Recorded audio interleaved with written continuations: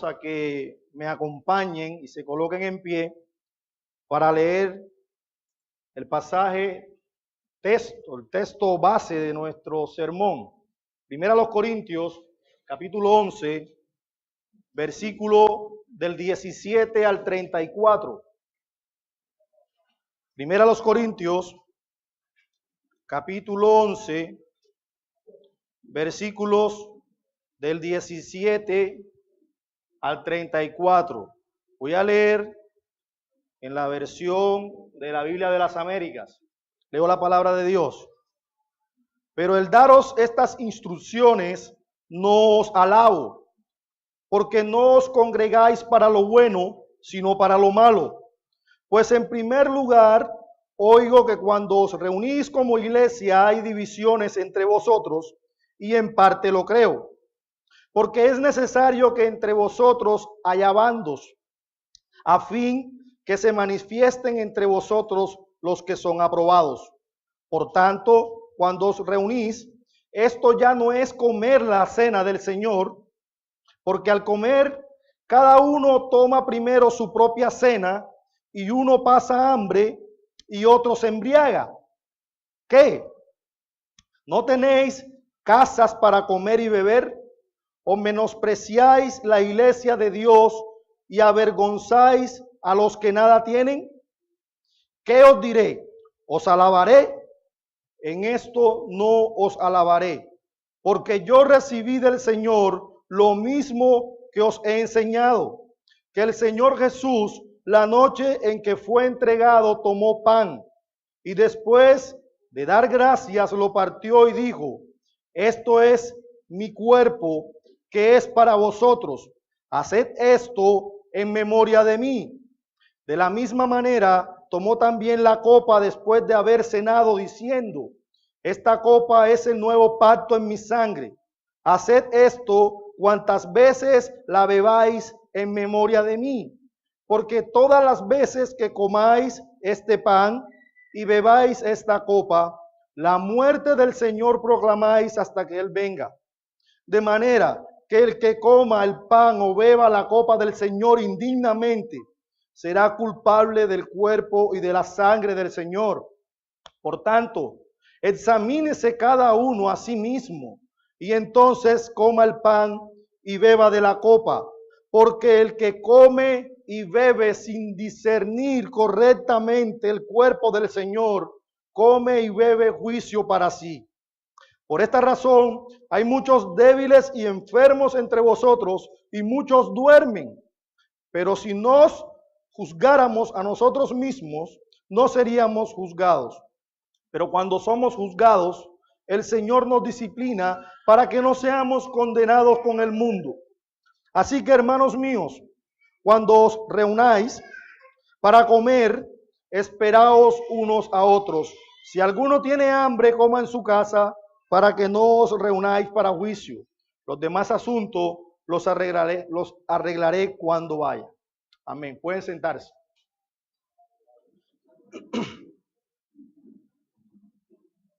Hoy celebramos la Cena del Señor, y en el trasfondo de este pasaje que acabamos de leer, en que el apóstol Pablo trata de corregir algunos abusos que se estaban presentando en la iglesia de Corinto, precisamente en el contexto de la Cena del Señor.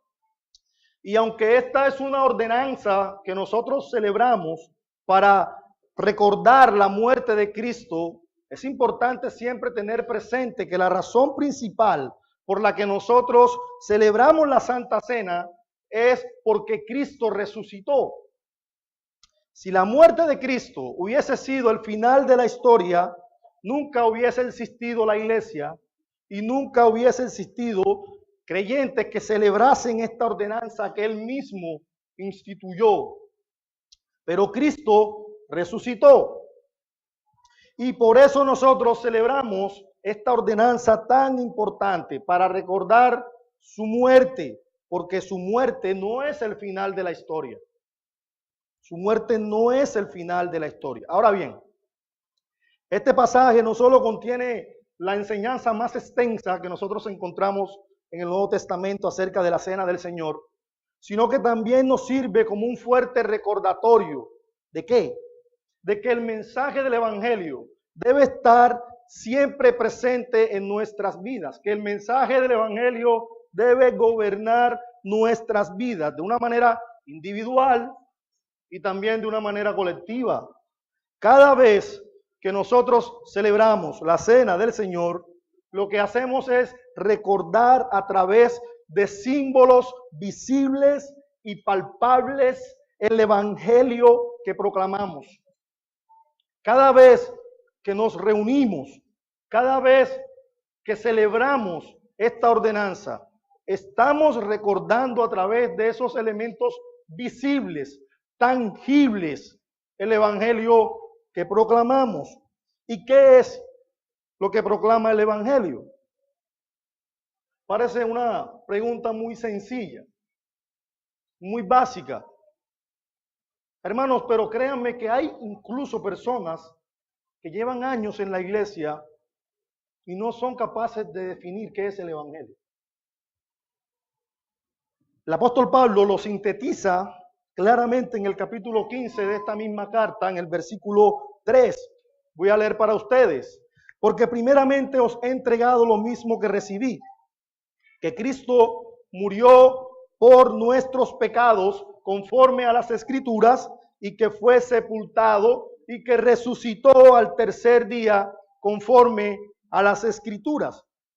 Hermanos, eso es el Evangelio. Eso es el Evangelio. Sin embargo, estos creyentes en la iglesia de Corinto estaban celebrando la cena del Señor en una forma tal que negaban en la práctica los hechos que estaban supuestamente recordando. Y es precisamente ese tema que quiero traer a colación para que meditemos en la mañana de hoy, que vamos a participar o a celebrar esta ordenanza tan importante. Y vamos a desarrollar nuestro sermón bajo 3 encabezados que los he tomado prestado de un hermano del pasado. Mi sermón lleva como título el mismo título que tiene nuestra Biblia Reina Valera, la Cena del Señor. Lo vamos a desarrollar bajo 3 epígrafes. El primero es el problema diagnosticado. El problema diagnosticado que va desde el versículo 17 al versículo 22. En segundo lugar, el correctivo aplicado, versículos 23 al 26. Y el tercero, el remedio requerido, versículos 27 al 34. Esos serán nuestros 3 puntos en la mañana de hoy. Así que desarrollemos nuestro primer encabezado, el problema diagnosticado. Había un problema en la iglesia de Corinto que se estaba dando en el contexto de la celebración de la Cena del Señor. Y hay un principio importante que nosotros tendemos siempre a pasar por alto. Y ese principio básico es que nosotros nos necesitamos mutuamente. Cada uno de nosotros, todos los que estamos aquí, nos necesitamos de alguna forma u otra. Y por lo general tendemos a olvidar ese principio. Y es que nos necesitamos mutuamente. Nosotros somos un cuerpo en Cristo. Somos un cuerpo. Y esa es una de las cosas que recordamos cuando participamos de la cena del Señor. Dice el apóstol Pablo en el capítulo 10 de esta misma carta, en el versículo 16, la copa de bendición que bendecimos, ¿no es la participación en la sangre de Cristo? El pan que partimos, ¿no es la participación en el cuerpo de Cristo? Puesto que el pan es uno. Nosotros que somos muchos, somos un cuerpo, pues todos participamos de aquel mismo pan. De manera, hermanos, que la Santa Cena no solo nos recuerda la unión que nosotros tenemos con Cristo, sino que también nos recuerda la unión que tenemos los unos con los otros. Claro, tenemos una unión con nuestra cabeza federal, ¿verdad? Pero entonces no queremos saber nada del brazo, nada del pie, nada de los ojos, nada de las orejas. No, mis hermanos. hay una relación orgánica. Todos nos necesitamos unos a otros. Y lo que estaba ocurriendo en la iglesia de Corinto, en vez de reflejar esa unidad que nosotros debemos tener en Cristo, por el contrario, lo que estaba reflejando era una profunda división que existía entre ellos. Y esa división que se evidenciaba era muy, pero muy desastrosa. Noten el versículo 17. Pero al daros estas instrucciones, no os alabo, dice Pablo, porque no os congregáis para lo bueno, sino para lo malo. Pues en primer lugar, oigo que cuando os reunís como iglesia, hay divisiones entre vosotros, y en parte lo creo, dice Pablo. Y me llama mucho la atención porque el apóstol Pablo dice, cuando os reunís como iglesia. Cuando os reunís como iglesia, nosotros estamos reunidos hoy como iglesia. Y debo aclarar que aunque nosotros no somos hermanos únicamente todos los domingos que venimos acá, sino que somos hermanos en Cristo todos los días del año, también es cierto, hermanos, que cuando esta asamblea de creyentes, cuando este grupo de creyentes se reúne en el día del Señor, es que nos reunimos como iglesia. Es decir, que en esta asamblea donde se manifiesta lo que somos como parte del cuerpo específico de creyentes con los cuales Cristo está interactuando en una forma particular con cada uno de nosotros. En ese momento nosotros estamos glorificando a Dios como un cuerpo. Y en la cena del Señor, nosotros debemos reforzar esa verdad y debemos ser conscientes de esa verdad, de que somos uno, somos un cuerpo. ¿Y por qué, hermanos? Porque nos recuerda que todos nosotros comimos del mismo pan, así como lo expresó el apóstol Pablo en el capítulo 10. Nosotros participamos de un mismo pan. Lo grave que estaba ocurriendo en esta iglesia de Corinto era precisamente eso. Habían olvidado que Cristo y su iglesia están unidos. Están unidos. El apóstol Pablo les dice a los que ellos estaban congregando, pero no era para lo bueno, sino para lo malo. Porque en vez de manifestar en esa asamblea esa unidad, como les decía al principio, esa unidad que caracteriza a la iglesia local de Cristo, lo que estaban revelando en Corinto, hermanos, era una profunda división entre ellos mismos. Y no solamente pasa en la iglesia de Corinto. Créanme que es más común de lo que creemos en nuestras iglesias. Pero el apóstol Pablo también nos dice cuál era la raíz de esas divisiones. Y la raíz de esas divisiones era la inmadurez. La inmadurez, no de todos los hermanos, pero sí de algunos. Y eso lo vemos en el capítulo 3, cuando él les dice, os di a beber leche, no alimento sólido, porque todavía no podéis recibirlo, en verdad, ni aún ahora podéis, porque todavía sois carnales. Pues habiendo celos y contiendas entre vosotros, ¿no sois carnales, andáis como hombres? Había una profunda inmadurez al interior de la iglesia de Corinto. Y esa profunda inmadurez terminaba en una división, en celos, contiendas, disputas. Sin embargo, hermanos, Dios es tan soberano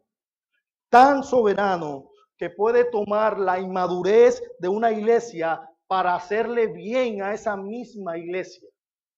El Señor puede obrar en una iglesia inmadura a través de las divisiones. ¿Para qué? Para que de esa manera se pueda distinguir a los verdaderos creyentes de los que no lo son. Noten el versículo 19. Porque es necesario que entre vosotros hayan divisiones. Pablo dice, es necesario que hayan divisiones. ¿Para qué? A fin de que se manifiesten entre vosotros los que son aprobados. ¿Y por qué es tan importante? Hermanos, porque el que es aprobado va a perseverar. Pero el que no lo es, a la primera se irá. A la primera se irá. Llega una división y hay personas que se van, pero no se van para otra iglesia, se van para el mundo. Estoy decepcionado de la hipocresía que hay en la iglesia, me voy. Me voy. Así que Dios usa esta división para aprobar a quienes son aprobados y a los que no lo son. Y por supuesto, esto no elimina, hermanos, la realidad de lo destructiva que son las divisiones. Las divisiones son destructivas y son muy dolorosas. Causan un daño profundo al interior de la iglesia. Y no solo al interior de la iglesia, hermanos, sino también fuera de la iglesia. Dura. Y son las divisiones que dañan el vínculo más hermoso que ha instituido el Señor, que es el vínculo del amor. Recordemos que nuestro Señor Jesucristo nos dio un mandamiento. El Señor nos dijo que nosotros íbamos a ser conocidos por todos en una cosa, en que teníamos amor los unos por los otros. Eso es lo que expresa el Señor Jesucristo en Juan capítulo 13, versículo 34. Él dice, un mandamiento nuevo os doy, que os améis los unos a los otros como yo os he amado. Así también os améis los unos a los otros. En esto conocerán que son mis discípulos. ¿En qué? ¿En que son confesionales de la Confesión de Fe Bautista de Londres de 1689? No. ¿En esto conocerán que son mis discípulos porque ustedes estudian las 5 solas? No. ¿En esto conocerán que soy mis discípulos porque ustedes se conocen las doctrinas de la gracia? No. En esto conocerán todos que sois mis discípulos si os tenéis amor los unos con los otros. Así que las divisiones son altamente dañinas y no deben ser toleradas dentro de la iglesia. No deben ser toleradas. De hecho, Pablo es bastante enfático en Tito 3, capítulo 10. El apóstol Pablo dice, al hombre que cause divisiones, después de la primera y segunda amonestación, deséchalo, sabiendo que el tal es perverso y peca, habiéndose condenado a sí mismo. Así que noten, el apóstol Pablo primero dice, es necesario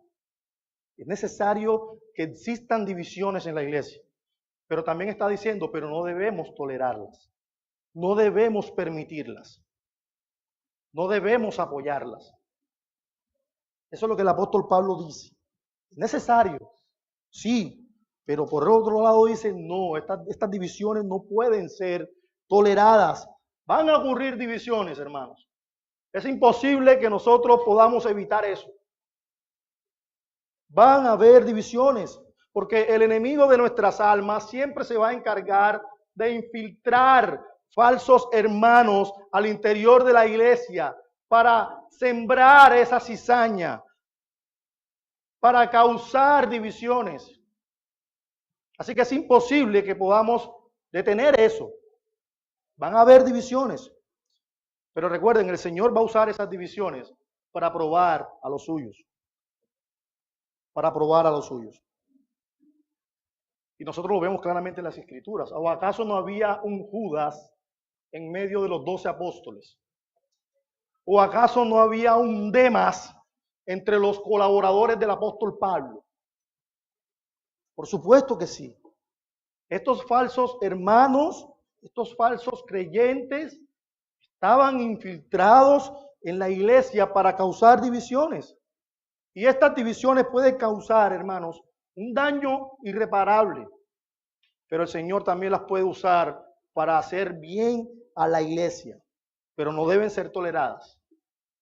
No deben ser toleradas. Es por eso que Pablo sale al frente de este problema, mostrando su profundo desagrado con lo que estaba ocurriendo en ese lugar y le trae palabras de amonestación y corrección que son muy duras. Noten el versículo 20. Por tanto, cuando os reunís, esto ya no es comer la cena del Señor, porque al comer cada uno toma primero su propia cena y uno pasa hambre y otro se embriaga. ¿Qué? ¿No tenéis casas para comer y beber?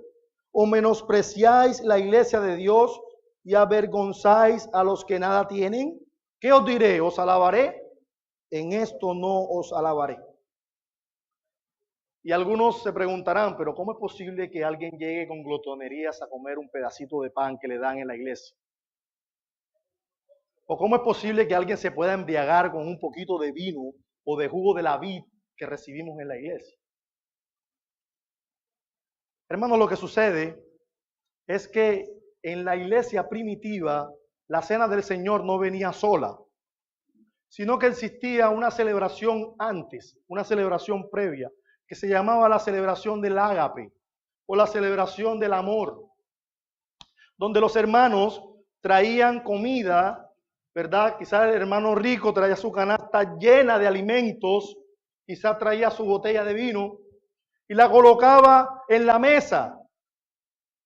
Pero al final de la mesa había un hermano pobre, un hermano humilde que quizás no tenía, y tenía que ver, tenía que observar a ese hermano rico, casi que babeando, cómo comía y se deleitaba de su manjar. Eso era lo que ocurría. Por eso Pablo les dice, ¿qué es lo que están haciendo? ¿Qué es lo que están haciendo? No se dan cuenta que están negando en la práctica lo que dicen estar recordando en la cena del Señor. No se dan cuenta que están negando el amor, el vínculo del amor que el Señor nos ha mandado a guardar. No se dan cuenta. Ustedes no están conscientes de que están pisoteando el nombre del Señor.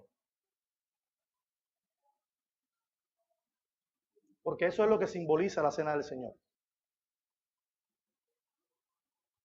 Hermanos, la cena del Señor es algo muy serio. Muy serio.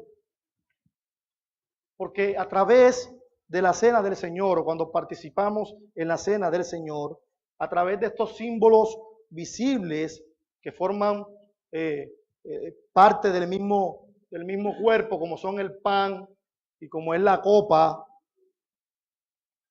esto está mostrando la muerte de Cristo y su próxima resurrección. Pero estos hermanos que comían de ese mismo pan estaban teniendo este tipo de conductas o de comportamientos a los cuales Pablo les dice, no, con esa actitud hiriente no pueden celebrar la cena del Señor. Están profanando esta ordenanza supremamente sagrada. Están profanando y pisoteando la sangre del Señor. Por eso era necesario un correctivo urgente en la iglesia de Corinto. Y eso nos lleva a nuestro segundo encabezado. El correctivo aplicado, versículo 23.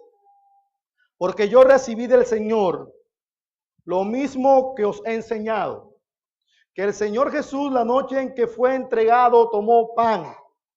Después de dar gracias, lo partió y dijo, esto es mi cuerpo, que es entregado por vosotros, haced esto en memoria de mí. De la misma manera también tomó la copa, después de haber cenado, diciendo, esta copa es el nuevo pacto en mi sangre. Haced esto cuantas veces la bebáis en memoria de mí, porque todas las veces que comáis este pan y bebáis esta copa, la muerte del Señor proclamáis hasta que Él venga.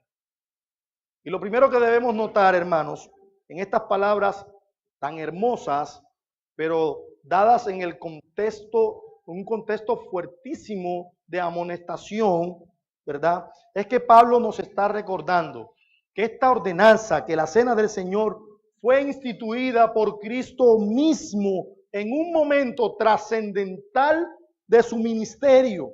¿Cuándo fue eso? Dice Pablo, la noche en que fue entregado. La noche en que fue entregado. Mis hermanos, mientras Judas estaba consumando su traición para entregar al Señor, el Señor estaba reunido en el aposento alto instituyendo la Santa Cena.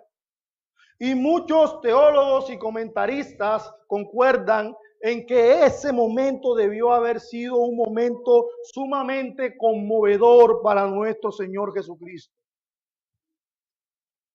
Debió ser un momento muy duro. Uno de sus discípulos se encontraba reunido en ese mismo instante con los que serían, con aquellos que son o que eran sus enemigos, maquinando el plan para entregárselos. Nuestro Señor había, en pocas horas, ¿verdad? Vendría su arresto. Él sabía que en pocas horas vendría su arresto, perdón. Vendría la arremetida contra él en el huerto. Vendría la falsa, los falsos testigos en su juicio. Y vendría la crucifixión. Vendría el abandono del Padre por nuestros pecados. El Señor era consciente de eso. Él sabía que eso vendría.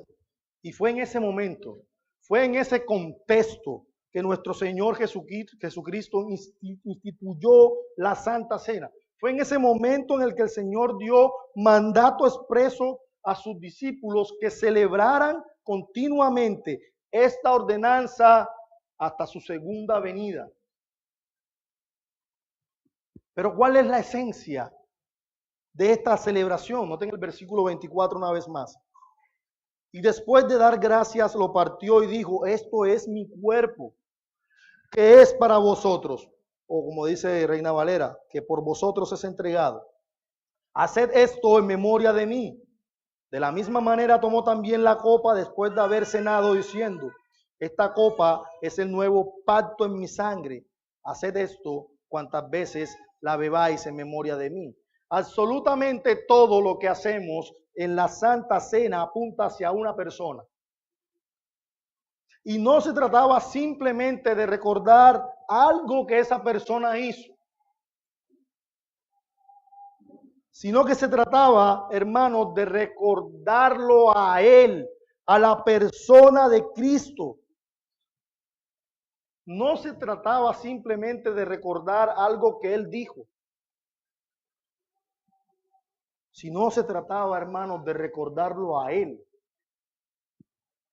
A Él. Él que está presente en este lugar. Y por supuesto, esto no elimina que ese acuerdo, ¿verdad?, que se lleva a cabo en el contexto particular de su obra de redención, que más adelante vamos a mirar, como lo veremos, pero sí debemos enfatizar que la razón por la cual nosotros celebramos esta ordenanza como iglesia es para hacer memoria de la persona de nuestro Señor Jesucristo, de recordar su profundo amor por nosotros. Un profundo amor que lo demostró hasta la muerte. Y no cualquier muerte, sino la muerte con la cual pagaban los reos más miserables, los más criminales, los peores. Ese tipo de muerte. Recordar su disposición de venir a salvarnos a consta de tanto dolor y sufrimiento. Tanto dolor y sufrimiento. A consta de entregar en sacrificio su propia vida. Hermanos, ¿y por qué traigo a colación estas cosas? Porque, hermanos, el Señor conoce nuestros pecados. Él sabe que somos muy rápidos para olvidar lo que debemos recordar y somos muy ligeros para recordar lo que debemos olvidar. Cuán difícil es olvidar cuando aquel hermano te ofende, ¿cierto? Y eso es lo que el Señor nos dice, eso lo debes olvidar. Pero lo que debemos recordar, esa obra redentora que el Señor llevó a cabo, lo olvidamos. El Señor nos conoce perfectamente. Es por eso que el Señor, que conoce nuestras almas, no dejó una ordenanza o nos dejó una ordenanza que contiene elementos visibles, elementos palpables que nosotros podemos tocar, que nosotros podemos saborear como recordatorio visibles del Evangelio. Hermano, cuando usted tiene el pan en su mano y tiene la copa en su mano, esos son símbolos, elementos visibles de lo que Cristo hizo por usted y por mí. Son elementos visibles de ese evangelio que proclamamos. Son elementos visibles de la victoria que nuestro Salvador tuvo en esa cruz. El pan o el vino o el fruto de la vid son esos elementos visibles que demuestran la victoria de nuestro Señor. Ahora bien, esos elementos, hermanos, no se convierten, por supuesto, en el cuerpo y la sangre de nuestro Señor Jesucristo, como lo enseña el catolicismo romano, que ellos siguen sacrificando a Cristo en cada una de sus misas, en lo que ellos llaman la transustanciación. Y esto, hermanos, por obvias razones. Por obvias razones es una herejía. Primero porque cuando Cristo instituyó la cena del Señor, nuestro Señor estaba con su cuerpo literal en el aposento alto. Él estaba literal allí y Él les dijo a sus discípulos, esto es mi cuerpo, esta es mi sangre. Si lo que Cristo estaba diciendo es que ese pan se iba a convertir literalmente o milagrosamente en su cuerpo físico, hermanos, entonces ¿cuántos cuerpos tiene Cristo? Por supuesto que uno solo, porque Él estaba literalmente presente. Pero en segundo lugar, no puede ser, hermanos, que el cuerpo y la sangre se conviertan, o hablando en palabras más sencillas, que ese pan se convierta en la carne y esa copa se convierta en la sangre del Señor, porque el mismo Cristo utilizó muchas veces este tipo de lenguaje en una forma figurada para mostrarnos verdades del Evangelio. Por favor, vayan conmigo a Juan capítulo 6, versículo 48. Juan capítulo 6, versículo 48.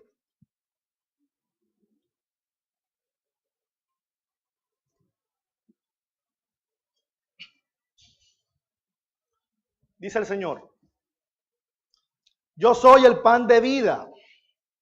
Vuestros padres comieron el maná en el desierto y murieron. Este es el pan que desciende del cielo, para que el que de él coma no muera. Versículo 51. Yo soy el pan vivo que descendió del cielo. Si alguno come de este pan, vivirá para siempre. Y el pan que yo también daré por la vida del mundo es mi carne. Hermanos, ¿hay que comerse la carne de Cristo? Sí, pero no en la hostia, no en la cena del Señor. Nosotros, el Señor Jesucristo lo dice, quien no come mi carne y bebe mi sangre, no puede tener vida eterna. Hermanos, pero nosotros sí debemos comer, pero no en la hostia, no en la cena del Señor. Entonces, ¿qué es lo que está diciendo nuestro Señor? Dejemos que Él mismo lo explique. Versículo 63. Los discípulos estaban muy confundidos con esto que el Señor estaba diciendo. ¿Será que de verdad tenemos que comer su carne y tomar su sangre? Y el Señor responde, el espíritu es el que da vida, la carne para nada aprovecha. Las palabras que yo os he hablado son espíritu y son vida. No me malentiendan, le dice el Señor a sus discípulos. Son ustedes los que están confundiendo mi lenguaje. El Señor aún nos está explicando que no se trataba de una manera literal, que debían como carnívoros, caníbales, comerse la carne del Señor y tomarse su sangre. Y el Señor lo vuelve a explicar de una manera más sencilla en Juan capítulo 6, versículo 35. Voy a leerlo para ustedes. Jesús les dijo, yo soy el pan de vida. El que viene a mí no tendrá hambre. Y escuchen, el que cree en mí nunca tendrá sed. El que cree en mí nunca tendrá sed.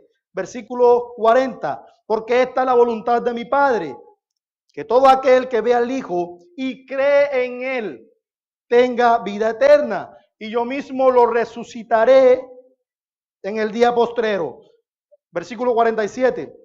En verdad os digo, el que cree tiene vida eterna. ¿Qué significa esto?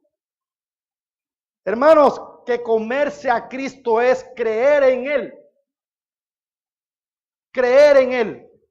¿Debemos comer a Cristo? Sí. Es creer en Él. Es abrazar a Cristo por medio de la fe. Es apropiarnos de Cristo completamente. Debemos abrazar todo lo que Él es. Eso significa comer a Cristo. Eso significa creer en Él. Y el Señor utilizó muchas veces lenguaje figurado para mostrarnos verdades del reino. De hecho, muchas veces dijo, yo soy la puerta. Y muchos entendieron que Él era la puerta. Y muchos no fueron a pensar de una manera literal que el Señor era un pedazo de madera.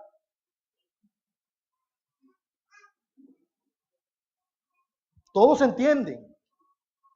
Hermanos, si el Señor Jesucristo no estuviera hablando en un lenguaje figurado, ¿verdad? Y fuera verdad que la hostia y el vino se convirtieran en el cuerpo y la sangre literal de Cristo, ¿saben qué implicaría eso?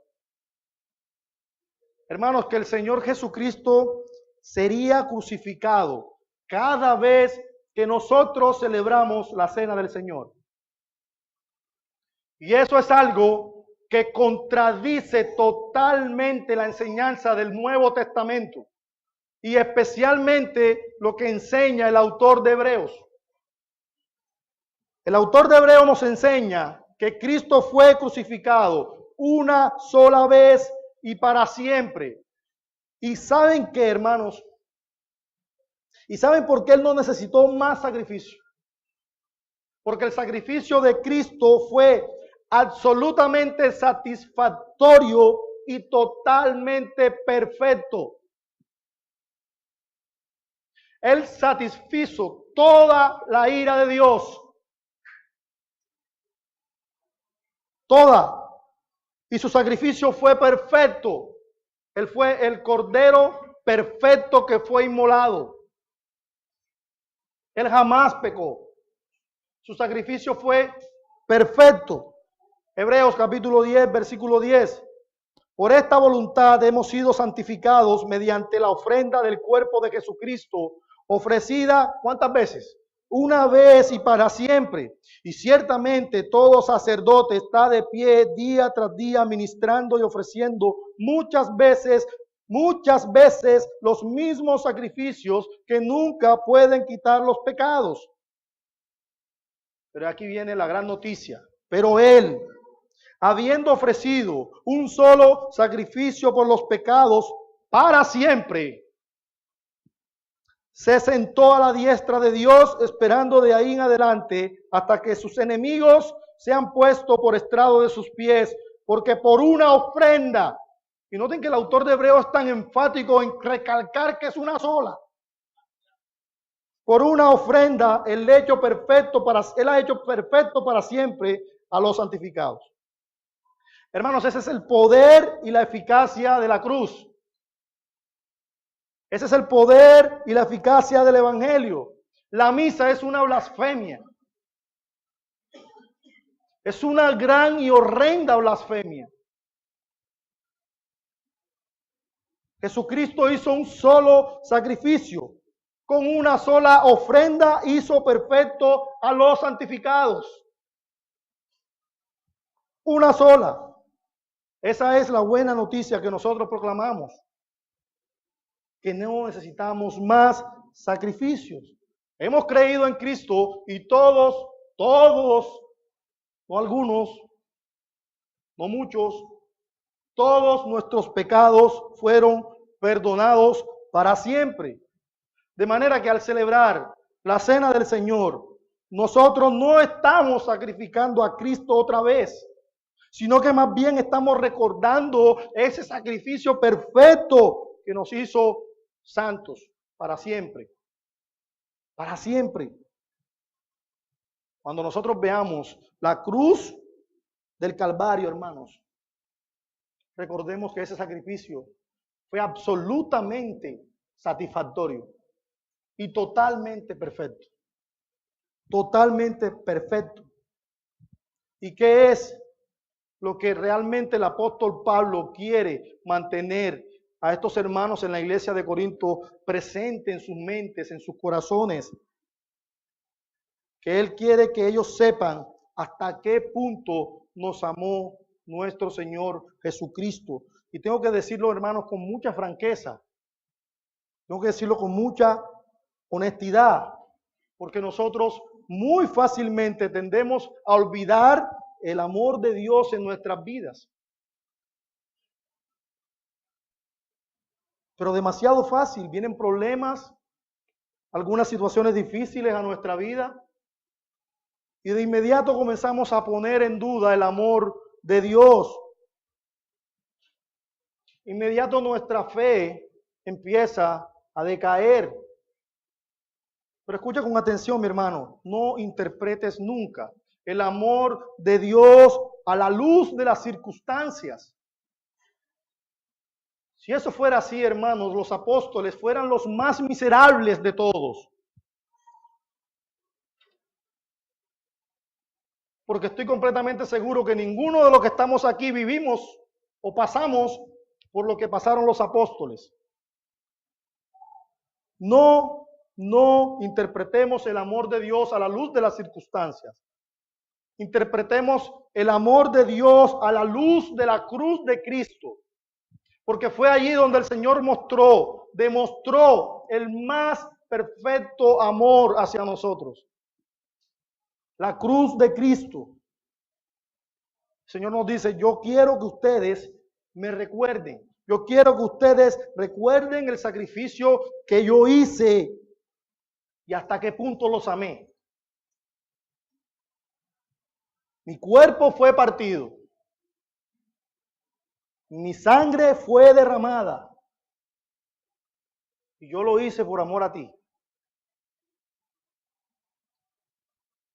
Y el Señor quiere que nosotros siempre recordemos su amor al participar de la cena del Señor.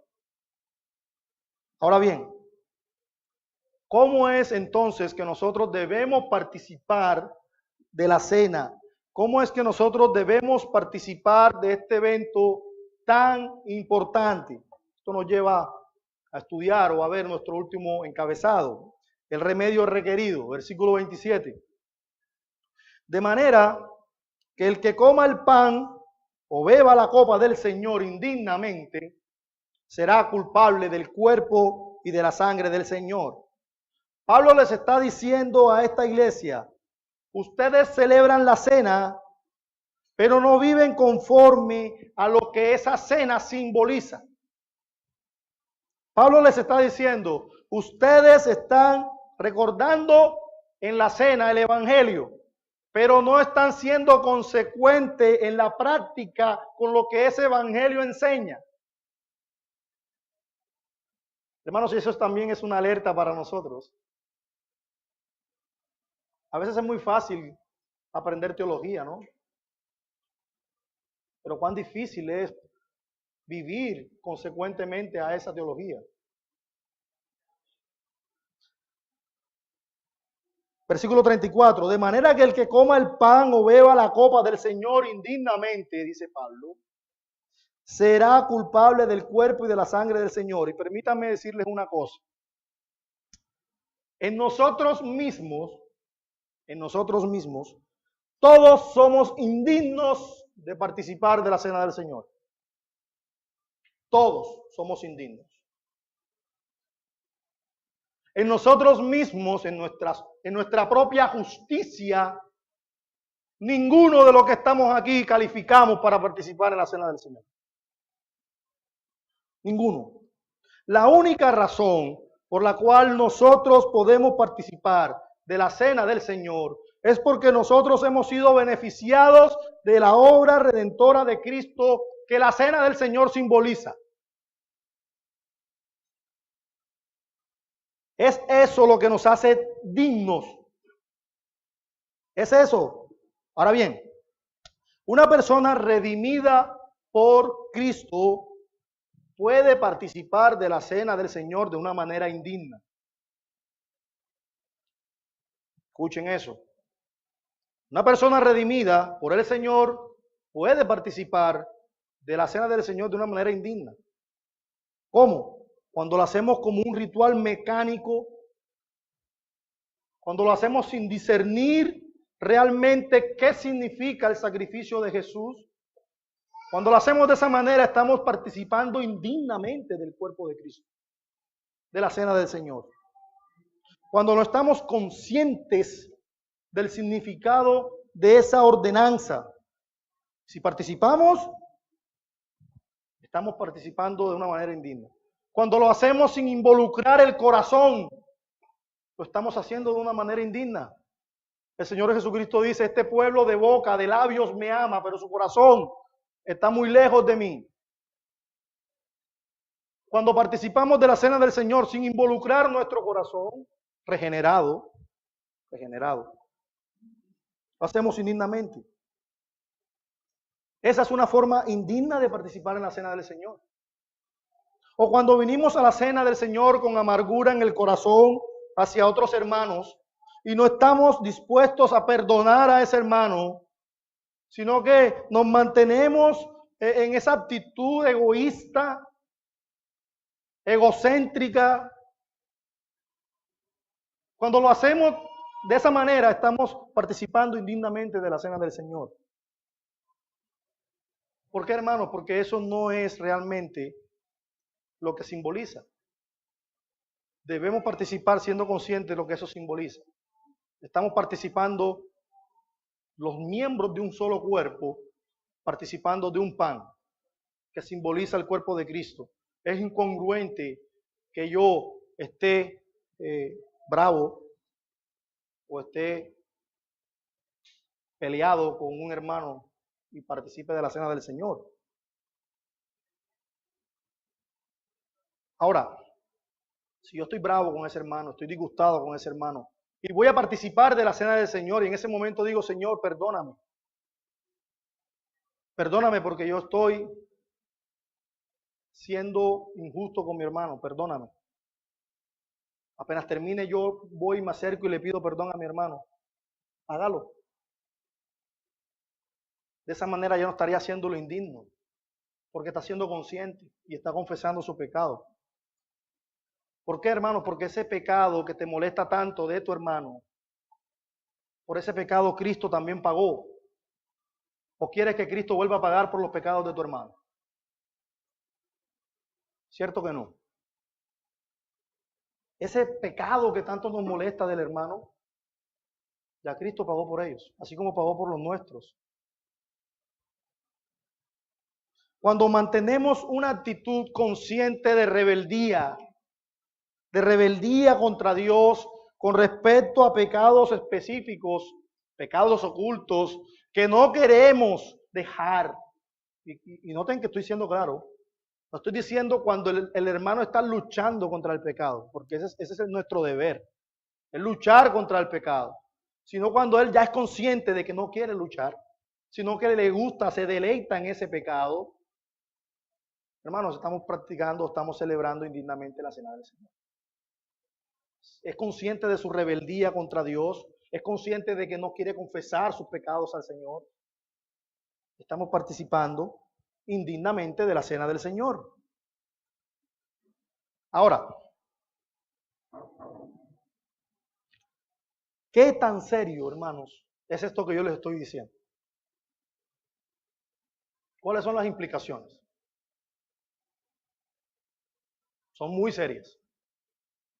Dice un comentarista, pisotear la bandera de un país no es simplemente deshonrar la tela de la cual la bandera está hecha, sino al país que representa. Y los elementos que tomamos en la cena del Señor representan a nuestro Señor y Salvador dando su vida por nosotros en la cruz del Calvario.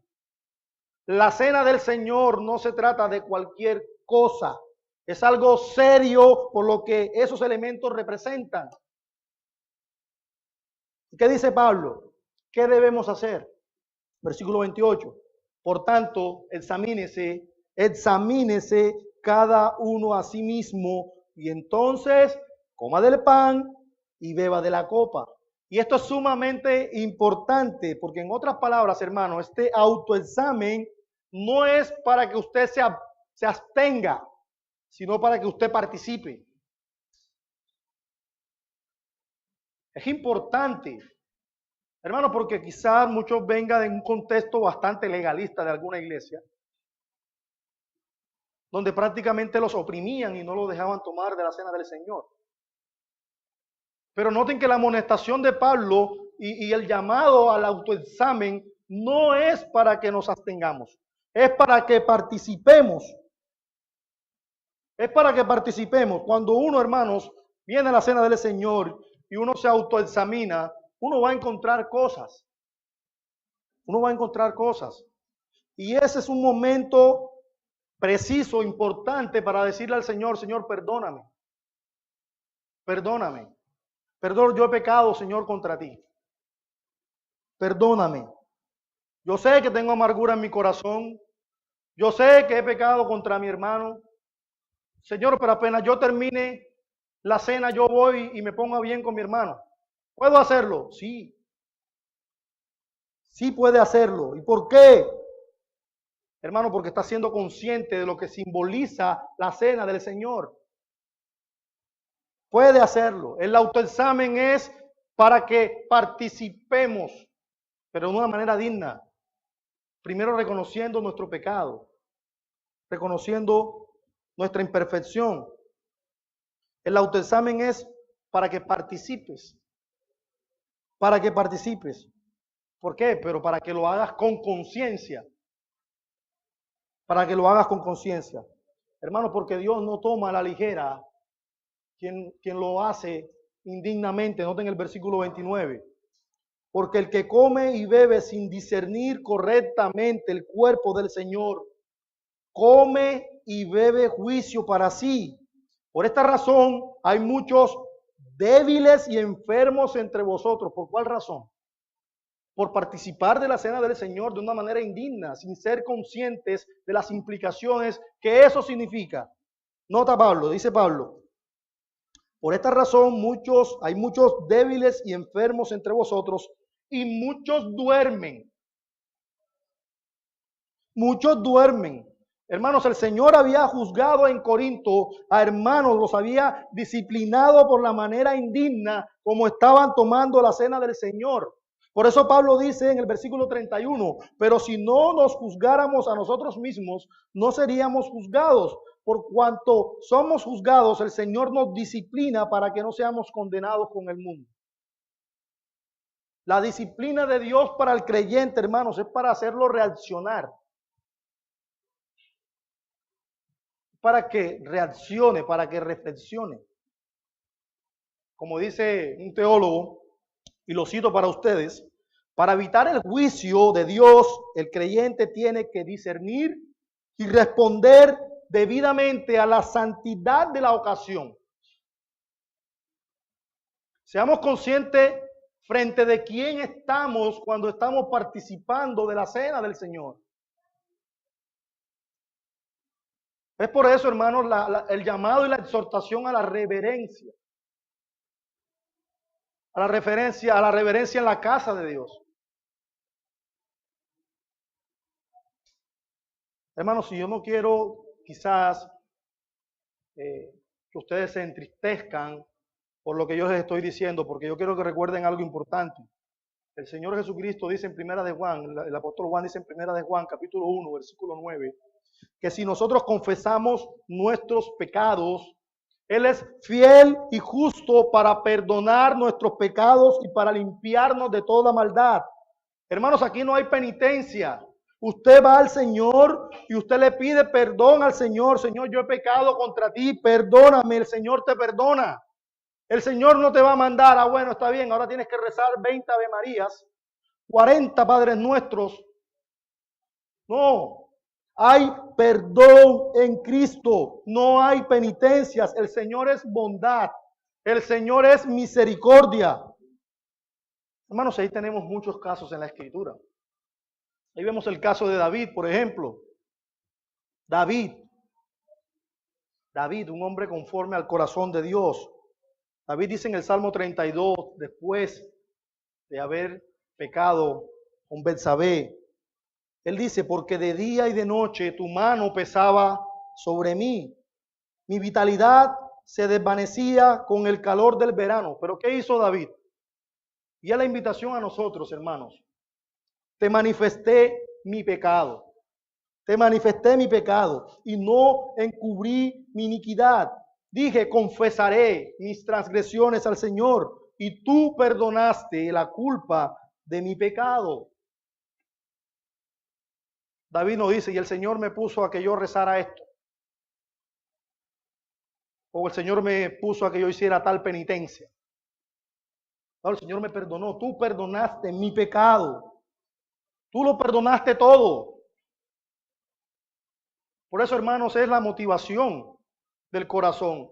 Debemos venir a la cena del Señor con un corazón sumiso, con un corazón contrito y humillado por nuestro pecado. Pedir al Señor, he pecado contra ti, Señor. Participe de la cena con gozo porque usted está siendo consciente la importancia que esa ordenanza tiene. La importancia.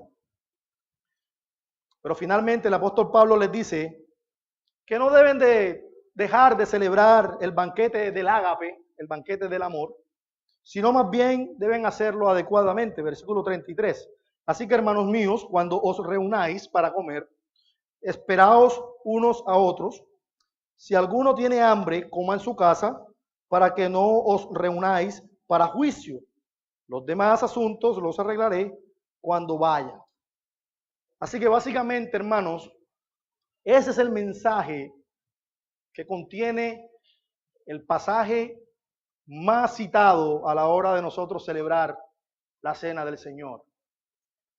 Y muchas veces lo leemos, muchas veces lo escuchamos y muchas veces se nos olvida qué tan importante es esa ordenanza. Ya para terminar, es evidente, hermanos, que Pablo quería que estos hermanos trajeran a sus mentes una y otra vez las verdades del Evangelio. Una y otra vez. Y que vivieran en consecuencia a esas verdades del Evangelio. Y por una sencilla razón. Porque el Evangelio no es únicamente para los creyentes. Perdón, para los incrédulos. No es únicamente para los incrédulos. Nosotros necesitamos del Evangelio cada día de nuestras vidas. Cada día es necesario que recordemos cuán pecadores somos, cuán indignos somos de participar en una ordenanza tan importante. pero que gracias a esa justicia que ha sido imputada en nosotros por Cristo, por esa perfecta obra que Él llevó a cabo en su vida, en su muerte y en su resurrección, nosotros ahora en Él, por los méritos de otro, somos dignos de poder participar de la ordenanza de la cena del Señor y que nosotros podamos contemplar la gloria del Evangelio al participar de esta ordenanza. Así que, hermanos, participemos hoy con gozo, contemplemos la gloria de Cristo, recordemos la gloria y recordemos la obra inmensa que Él llevó a cabo en la cruz del Calvario. Que el Señor bendiga su palabra y nos ayude. Vamos a orar.